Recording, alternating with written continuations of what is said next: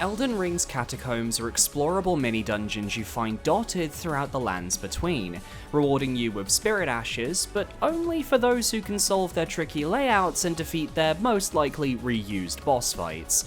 Then you add the 3 catacombs from the DLC to the mix, and we have a grand total of 21 Elden Ring catacombs plus 5 heroes' graves, for 26 entries to talk about today. I'm Billy S, and I'll be ranking the catacombs based on a combination of layout, difficulty, and freshness, because after your 10th catacomb, you sort of know what to expect, alongside my usual vibes-based energy.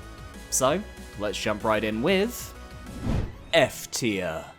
At number 26, we have the Gelmir Hero's Grave. Found in Mount Gelmir, this placement is a personal choice. I am ignoring logic, I am ignoring objectivity, I am going off of the fact that both myself and my partner, when we played through this dungeon on our respective Elden Ring playthroughs, were fucking miserable. The gimmick is that the dungeon is populated by these giant chariots which you need to avoid as you make your way downwards, while later on in the grave you have to actively ride one to reach the boss fog at the bottom since it's on a higher level than you. Unlike other heroes' graves that contain these chariots though, Gelmir is filled with volcanic lava. Makes sense with the location in the world, but it doesn't change how absolutely done I am trying to navigate these lava pools.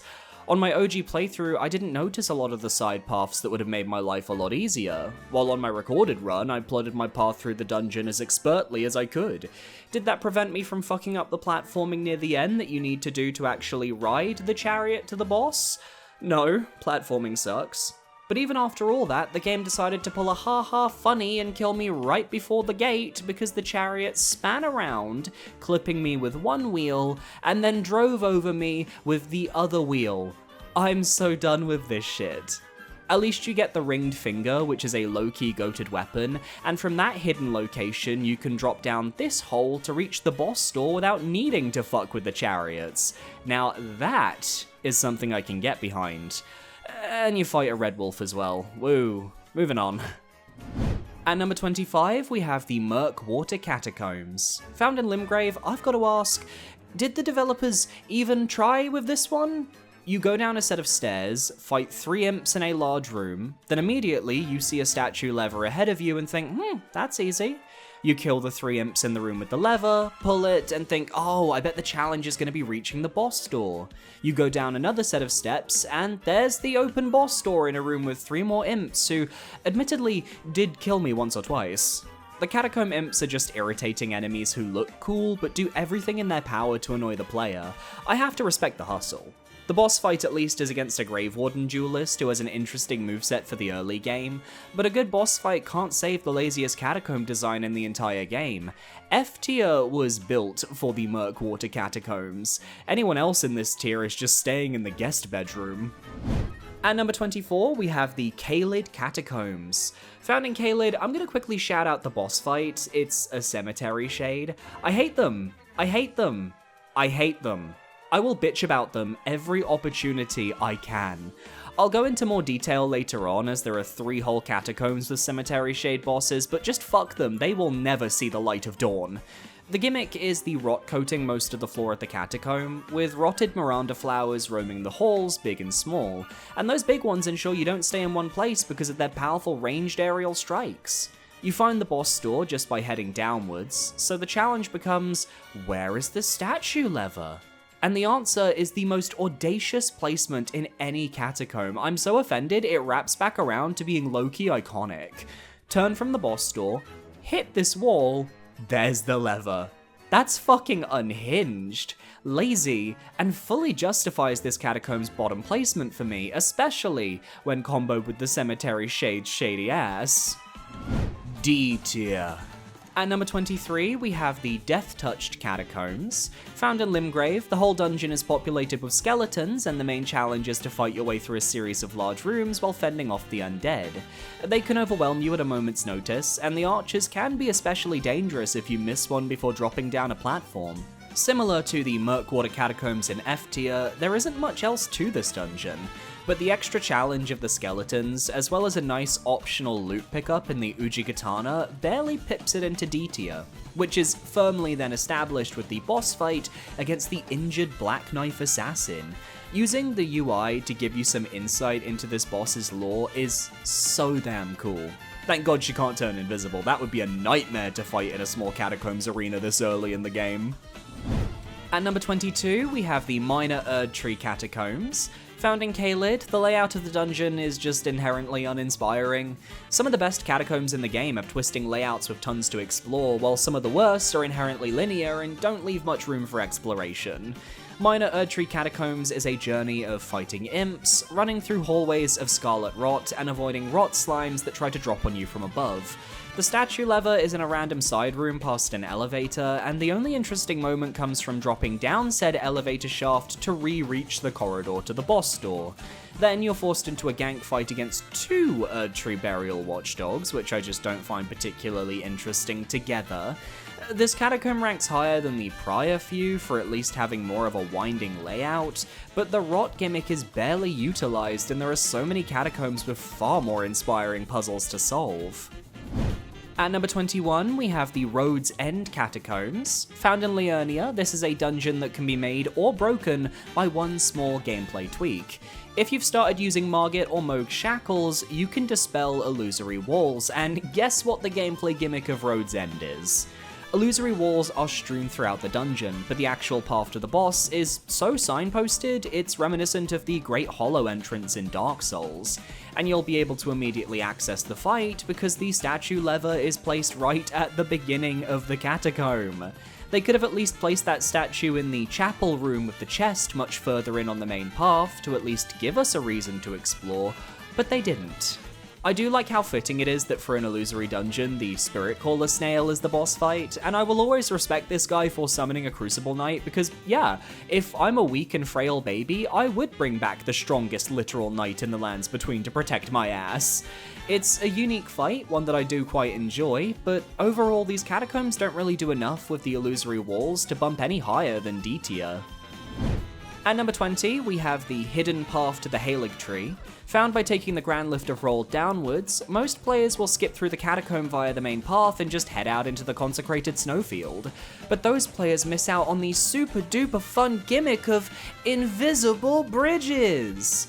And by super duper fun, I mean I fucking hate this gimmick. I've never liked it. FromSoft, please stop bringing it back. This catacomb is just obtuse. I'll stick to the main rooms with the land octopus attack and just ignore the actual catacomb instead on my next playthrough, thank you very much. At least similarly to the Dark Souls Crystal Caves, once you know where the bridges are, it's not terrible to replay, but then you get ganked by enemies with bleed-tipped weapons and even more land octopi. Dare I say, I wish I were fighting the generic imps in this one. And the boss fight is a rematch against the Mimic tier, which for me was always a disappointing encounter. Sure, they've got more health than the initial Mimic tier from Nokron, but that comes at the cost of an actual unique encounter suddenly feeling, well, not unique anymore.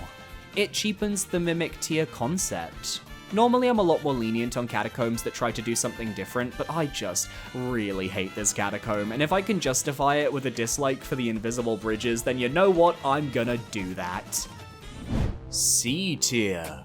At number 19, we have the Impaler's Catacombs, found in the Weeping Peninsula. Its main feature that helps it stand out from other early game catacombs is the spiked ceiling room found in the center of the dungeon. Because the first part is your usual imp fighting that you'll be sorely used to the more catacombs you face, while the final part is a sluggish trudge through sewage and corpses that is more disturbing than it is challenging. No, the claim to fame is the rising floor that shoves you into a ceiling of spikes impaling you. But there's no clear path forwards, just a cubby hole to avoid getting stabbed, so how do you progress? You have to let the floor rise up and then slip beneath it by staying at the main room's entrance, allowing you to fall into the hidden sewers below. This is a puzzle that catacombs start to use more often in the late game, so the idea that some elevators and moving platforms can have hidden paths beneath them being introduced this early is great. But this one standout room isn't enough to justify a super high ranking, especially when the boss is just an Erdtree burial watchdog with added minions to really irritate the player. And then the DLC added a catacomb focusing on this same gimmick, but expanded to a much higher degree of scale. C tier, but the boss has it on a knife's edge dangling near D tier. At number 18, we have the Unsightly Catacombs. Found in Altus, this is the first catacomb to primarily feature the misbegotten enemy type, which makes sense, as the boss of the dungeon is a perfumer who has spent her life protecting the very misbegotten that you're going around slaughtering. It's a cute duo fight, nothing groundbreaking, though she is one of the more bearable perfumers in the game, I will say. The actual catacomb layout itself, though, is pretty simple. You go down some stairs on a linear path, defeating beefy misbegottens until you reach a pit filled with their corpses. It's an, oh god, are they all alive moment, until you remember you can lock onto enemies and spoil the surprise. Drop down, kill the living ones, and the statue lever is a few steps away with the door to the boss being on the floor just below. Aside from one final omen to surprise you, there's just not much going on outside of the enemies in this catacomb, and I want more. At number 17, we have the Stormfoot Catacombs. Found in Limgrave, this is considered the game's starting catacomb dungeon, and its sole job is to introduce you to their mechanics. Bloodthirsty imps who proc bleed hidden around corners, glovewort pickups galore so you can upgrade your spirit summons early. They even show you the statue with the lever that unlocks the boss door as you descend the catacomb's early steps, effectively asking you to figure out how to get back here. My favourite moment in this catacomb are these flamethrower pillars, as they're perfectly introduced. You run down the first hallway after the first pillar stops shooting, turning to the right to hide from that blast, only to be met with a second flamethrower that just barely misses your location, teaching you to be aware of your surroundings and never let your guard down. Then you climb a ladder, grab some loot, and drop down to the balcony containing the boss lever, which allows you to face your first Erdtree burial watchdog, who, while reused a ton in-game, as I have explained in this video on my channel, definitely go and watch it, it's still one of my favourite boss designs in Elden Ring. Stormfoot is an inoffensive and perfect catacomb at showing you the ropes without taking the training wheels off, and that is why it's here in C tier, perfectly balanced as all things should be. At number 16, we have the Tombswood Catacombs. Found in the Weeping Peninsula, this dungeon leans very similarly to the Stormfoot Catacombs we covered in the previous entry. You enter this catacomb, find the boss door, and as you head down the next set of stairs, the statue lever is right in your vision. Except this time you're dealing with skeletons instead of imps as the main enemy type. We have another sequence involving a flamethrower pillar, and an optional room containing the best loot in the game, a prattling pate thank you carving. But what tips the Tombswood Catacombs over the Stormfoot Catacombs, despite them being pretty identical in mechanics and length, is how you actually use the flamethrower pillar to ride up to the floor with the lever. If you hit these pillars, they'll come down to the ground, allowing you to pass by them safely. If you then jump on them when they're lowered down, they'll rise back up with you on top, which is used in later catacombs for various extra loot and puzzle-solving moments. Just for that little bit of ingenuity, I have to give Tombswood its flowers. I still hate the boss, Cemetery Shades and I do not like each other at the best of times, but I'm way more focused on the catacombs themselves over their respective boss fights for this ranking. At number 15, we have the Fringe Folk Hero's Grave. Found in Limgrave, I'm continuing my crusade against this chariot gimmick. I think it's cute in concept, but one of the most annoying to deal with in execution. Running down ramps while being chased by a mechanical creature of death puts the fear of God into me, let's be real.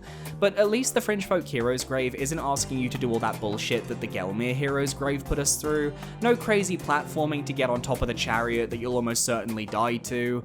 No lava to trudge through that'll take ages to figure out a decent route of progress. Good platforming shortcuts if you need to get down to the boss quickly, and this dungeon has the Erdtree's Favor Talisman, one of the best in the early game, even if it is cruelly hidden between two grafted scions that ambush you on the bridge of Khazad-dûm. The challenge with this grave is that most players will come here early, given it's behind a stone sword key right at the very start of the game. It sticks in your mind, and coming here too soon will result in you getting your ass kicked because it feels like the game wants you to get some experience before diving in. A very middle-of-the-road dungeon for me, one that I admittedly would skip if it wasn't for that talisman midway through. B tier. At number 14, we have the Cliff Bottom Catacombs. Found in Liurnia, I just have to say the darker atmosphere is gorgeous, and the blue hues give such mystical energy. This catacomb sees the appearance of the Omen enemies, who become a bigger staple in later catacombs of the game. They hit hard, they're tanky, and while you can stagger them, you need to be very comfortable with your fighting style to pull it off. Cliff Bottom Catacombs has a stone sword gate with a fancy helmet behind it. It has magic arrow traps that you can accidentally trigger. You can drop down this stairwell to reach a lower courtyard with an omen that will eventually lead you to the statue lever, and I think the use of stronger enemies, as well as the non-standard path to the statue, makes for a great time. And the non-progression path has a lot of rooms to explore before you're forced to figure out the correct path, which gives Cliff Bottom this sense of care.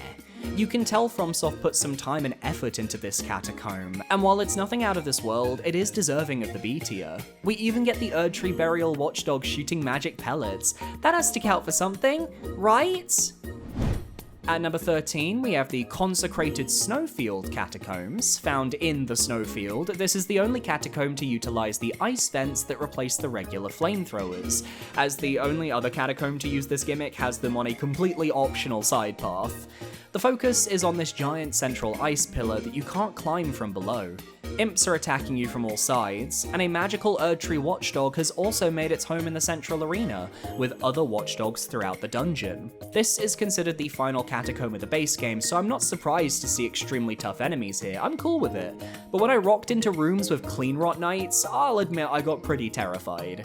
You have to loop around to the ice vent on the upper floor so you can lower it, jump on, and ride it higher into the catacomb. But unlike the flamethrowers, these vents actually wait until you're close enough for them to activate for the first time, leading to you getting blasted with ice in a way I can only describe as me being extremely jealous. We're in 40-degree weather in Europe right now, I want one of these for my living room. Riding the pillar all the way up gets you to the statue lever, which you can then drop from to get back to the boss door and the Putrid Grave Warden Duelist. A slightly unfortunate boss choice, given you can literally fight one of these guys in the snowfield outside, but hey ho, we live and we learn. I think the scaling of the catacomb enemies makes sense. The focus on ice and rot is a fun choice, but it can't land any higher because do I really want to actually sit there and fight the watchdogs? Or do I want to run past them because they're tanky as fuck? You decide. At number 12, we have the Wyndham Catacombs, found in Mount Gelmir. I won't pretend that this catacomb doesn't do anything crazy new. It brings back all the staple gimmicks we're used to at this point, but presents them in a way I quite like. You've got the guillotines in a room where you're fighting imps, the obligatory sewer section with slimes and zombies, the raising floor is back, and this time you know what's up so you can drop beneath it without too much hassle. There are traps in some of the rooms, and perhaps the most interesting part of it all, a theme of electricity. Enemies throwing electric pots or using lightning magic, even having an Altus Knight guarding the statue who can use lightning attacks at range. This is all important because a majority of the dungeon has flooded floors, so the electricity attacks conduct through the water to do extra damage. I love this attention to detail here, which is even brought into the Erdtree Burial Watchdog fight as it's an electric variant with electricity instead of fire breath. When the whole dungeon is built to enhance a specific damage type, I can't help but find it fascinating from a design perspective. It's not the most puzzle-focused with its layout, but in this case it doesn't really need to be.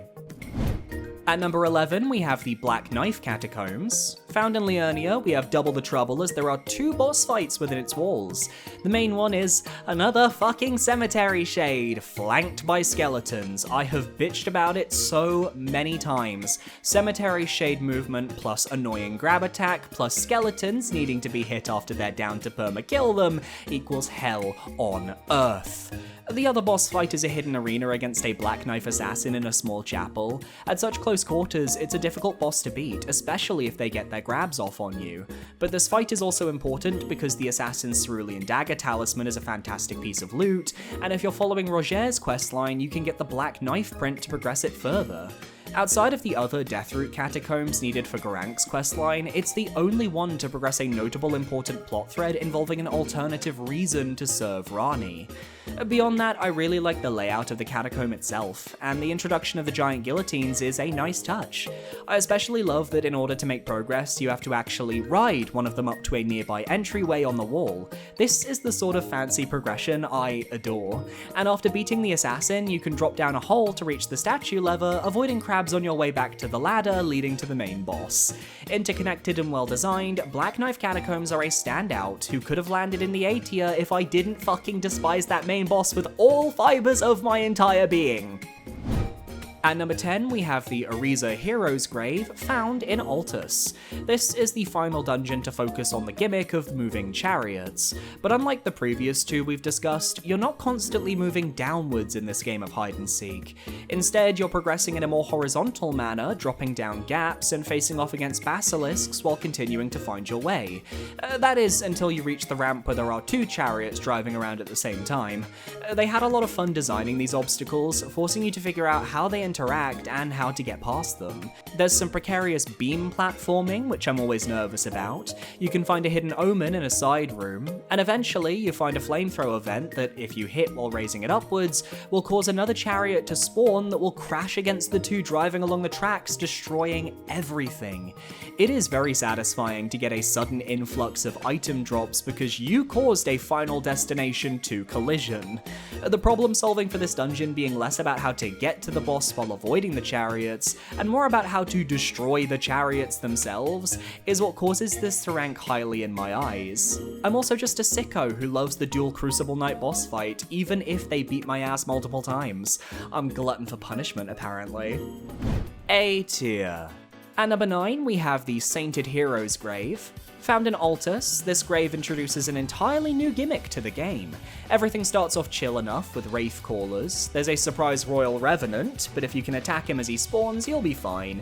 And once you make it deeper into the grave, you begin to notice certain enemies shrouded in darkness. These enemies are invulnerable and must be guided into sigils of light to melt away their armor, allowing you to deal damage. This is a really cool concept, used throughout the grave as you lead various imps to their untimely demises.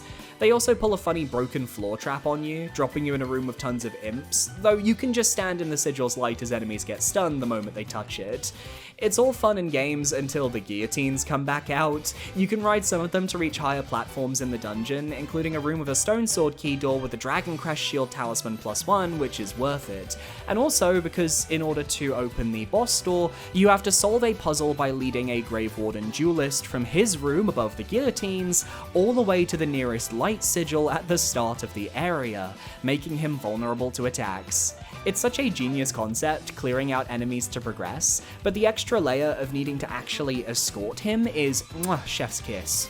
We even get a fight against an ancient hero of Zamor, which, at least by Catacomb standards, is quite rare. Unless you fought the one on the Weeping Peninsula, this might be your first encounter with them, and that's awesome. Genuinely deserving of starting off our A tier. At number 8, we have the Friizze Side Tomb. Found in Altus, this catacomb is known for two things: a copious amount of warrior jars who will attempt to blow you up without hesitation because you stepped into their territory, and trapped chests that warp you throughout the catacomb because there's nothing more disorienting than getting hotboxed by a mimic. But Friizze Side Tomb takes the chest warping one step further. See, as you explore the catacomb, you'll notice a ledge that you need to reach containing the statue lever. But what the game doesn't tell you is that once you reach the correct spot, the lever is gone and replaced with an imp. Because this tomb decided to create two near identical sets of rooms stacked on top of each other, with each chest warping you between them both. And in order to reach the actual lever, you have to find a ladder that will take you between the two locations. Yes, it is a Danganronpa 2 Chapter 4 Strawberry Grape House situation. If you know, you know. The way later catacombs in this game aren't afraid to absolutely fuck with your perception of the level is some of FromSoft's funniest work, and Friizze's just the start. Then the boss fight is against a Grave Warden duelist, which is fine, but combo with the little warrior jars, it's actually incredibly funny. One of FromSoft's most inspired catacomb designs. At number 7, we have the Leyndell Catacombs. Found in the subterranean shunning grounds, this dungeon starts out relatively tame. Some wretches that attempt to attack you, a flamethrower that you can ride up to get a talisman by killing a tough omen. There's no reason to assume the Leyndell Catacombs are doing anything weird. You enter this room and kill this omen who attacks you. See there's a dead end next, so you drop down and... weren't we just here? Why is there suddenly a second omen standing over the corpse of the one I just killed? Why is the boss door open? Why are the omens in the boss room?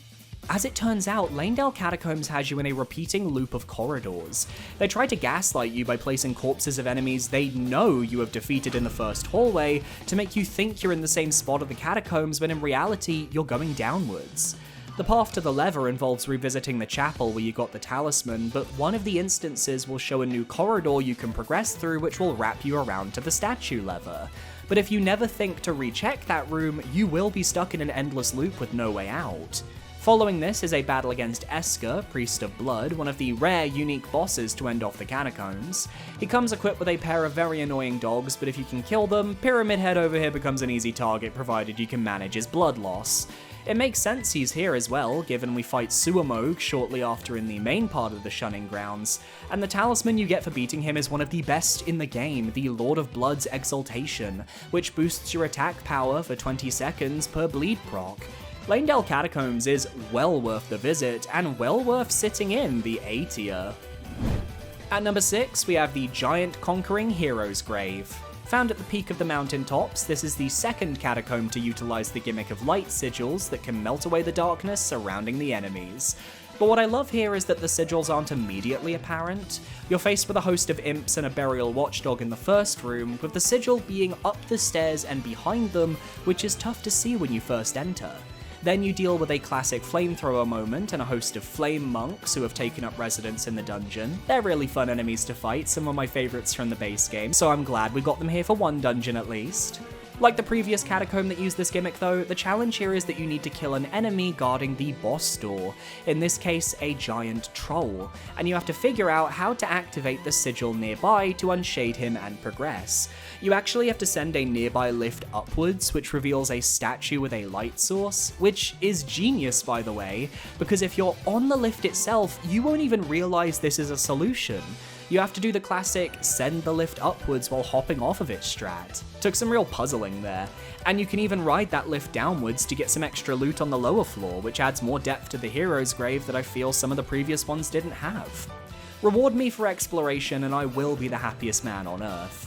The boss fight is another ancient hero of Zamor, which is a little more fitting for the mountaintop, but they don't do anything to make the fight tougher, so it comes off a little basic. Still, the dungeon itself is so well designed, I can't help but rank it this highly. Not my favourite base game catacomb, but still incredibly close. At number 5, we have the War Dead Catacombs found in Caelid. A catacomb which asks the question, what if we place the entrance in a giant boss arena? Because yes, to get here you have to go to the very back of Radahn's Wailing Dunes, and once inside you'll be trapped in a war between Radahn and Malenia's forces, the spirits locked in an endless battle while you try to maneuver your way through to find the lever needed to unlock the boss corridor. There is a certain aura to this catacomb that lands it this highly on the list, because in practice I often find myself running through, ignoring combat unless absolutely needed, and I think that actually works in its favour. You're rushing through no man's land, trying to go about your business without interfering, the Switzerland of Elden Ring if you will, but it's worth it to collect the collapsing stars and Radahn's soldiers' ashes before heading in to fight the putrid tree spirit for Redmane Knight Ogre. I always have 1 or 2 rankings in all my videos that are very vibe checky. War Dead Catacombs is a vibe check. If you don't love the environmental storytelling of this place and how it relates to you running around like a headless chicken, then I don't know what to tell you besties, but maybe we're just not seeing eye to eye. At number 4, we have the Giant's Mountaintop Catacombs. Found in the mountaintops, I have the utmost respect for this dungeon because it truly goes out of its way to combine what made past catacombs great, but in its own way. To start with, you have the classic FromSoft elevator trick, where once you send the first elevator back upwards, a second elevator will rise up from below, allowing you to explore a purely optional part of the catacombs. This area contains icy Erdtree burial watchdogs who hit extremely hard, as well as ice vents. You can get the Fire Monk ashes from a chest at the end of this area, and it's a decent summon, plus the extra explorable area gives the Catacomb some solid spice. On the main path though, it's another case of repeating series of rooms. You're climbing upwards in a square path, crossing rooms with guillotines, exploding warrior jars, and even little land squirts that can poison you. Eventually you reach a dead end, so you drop down a hole back into the first room and head back up the elevator, only to find yourself in a completely different location. This burial watchdog wasn't here before. And running back through the previous hallways, the enemies have respawned. The land squirts are still oh my god, you're massive! As it turns out though, there's a room beneath the fake elevator which leads you to the statue lever and allows you to face the ulcerated tree spirit boss fight. The lever being so well hidden had me stumped for a while, running through this loop trying to figure out its secrets, not realizing that the truth was to ignore everything and focus on the path back. This is my personal favourite instance of the reusing the layout trope the Catacombs employ, and that's why it lands this high in the ranking. I do wish this Catacomb had slightly better loot though. S tier! At number 3, we have the Dark Light Catacombs, and yes, my top 3 are the DLC Catacombs. Because look, FromSoft popped off so hard when designing them, I have no choice but to stan. These catacombs have a different design philosophy. Instead of searching for a lever to open a boss door, you're instead challenged to just get through the dungeon as best you can.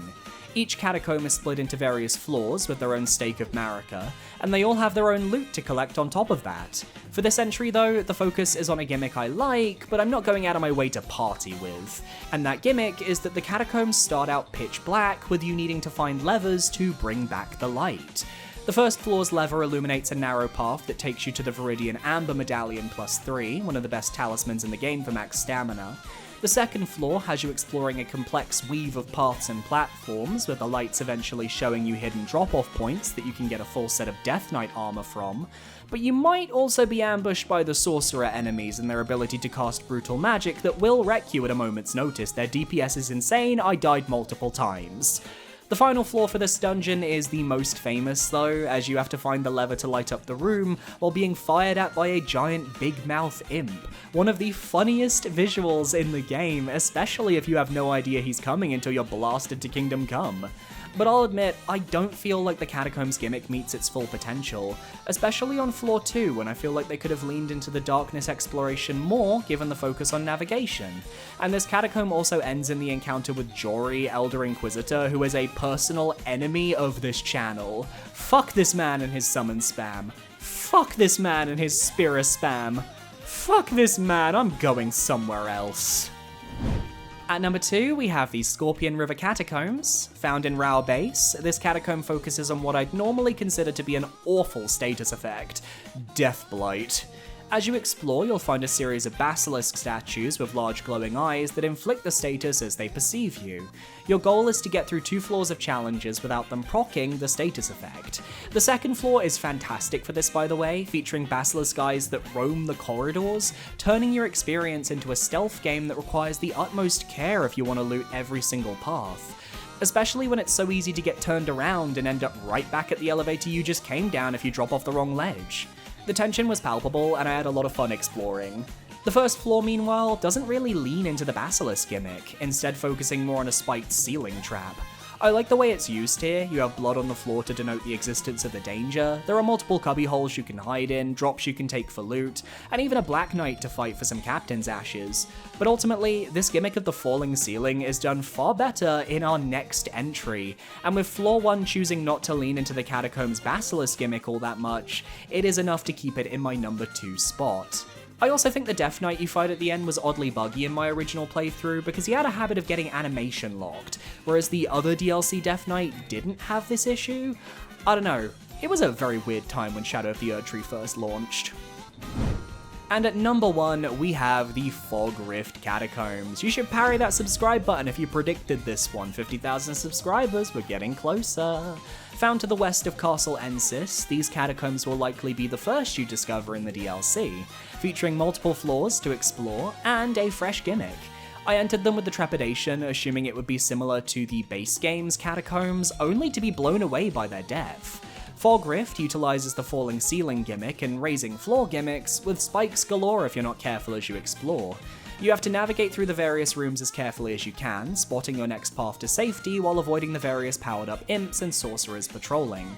Nobody could have prepared themselves for the big mouth imps though, whose sole purpose is to stay out of sight before firing at you with a giant flaming cannonball, and they will stunlock you if you're not careful. Getting bounced on this rising floor while missing the dodge timing for the cannon's next attack, creating a chain reaction, was trauma-inducing. And then you have the giant hole towards the end of the catacomb, where you could accidentally fall down this hole, which will get you some extra gear, avoiding the bouncing projectiles of the sorcerers throughout this part of the dungeon. It's such an awesome set piece, this giant hall, and once you reach the altar, you can actually turn around to find a hidden compartment that will take you up to where the stone sword altar is located, part of a quest to receive a cool weapon. Combo all this with a Death Knight who is very fun to fight if you ignore the health restoring grab attack, and you've got one heck of a catacomb that doesn't overstay its welcome, does everything it possibly can with its gimmick, and impresses me so much that it's become my favourite in the entire game. I wonder what I should rank next.